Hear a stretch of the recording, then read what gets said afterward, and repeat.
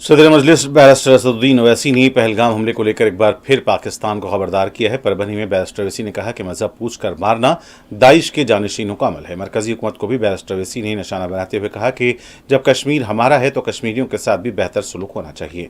Barrister Owaisi ने कहा कि अगर कोई मुल्क ये समझता है कि वो न्यूक्लियर सलाहियतों का हामिल है, वो किसी भी मुल्क पर हमला करे तो दूसरा मुल्क भी खामोश नहीं बैठेगा। ये बार बार पाकिस्तान ये कहता है कि हम न्यूक्लियर बॉम्ब हमारे पास है, एटॉमिक बॉम्ब है।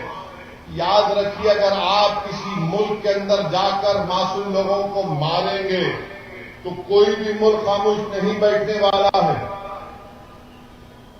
चाहे हुकूमत किसी की भी हो।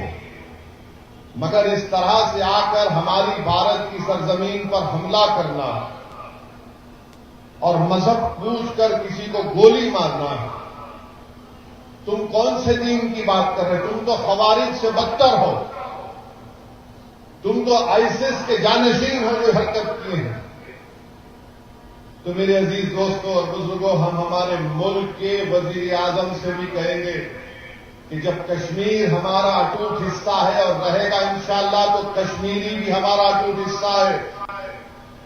हम कभी भी कश्मीरियों के खिलाफ ये जो टीवी चैनल पर ये बड़े बड़े एंकर बैठकर गुफ्तगू कर रहे हैं, बेशरम है ये पूरे एंकर।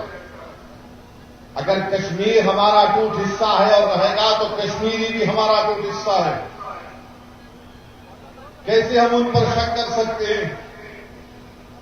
वो कौन था जो दहशतगर्दों से उनका हथियार लेते हुए जिसकी जान चली गई? वो कौन था जो अपने कंधे पर जख्मी लोगों को बिठाकर 40 मिनट चलकर नीचे लेकर आया? वो कौन था? कश्मीरी था जो एक मासूम बच्चे को उठाकर उसकी जान बचा रहा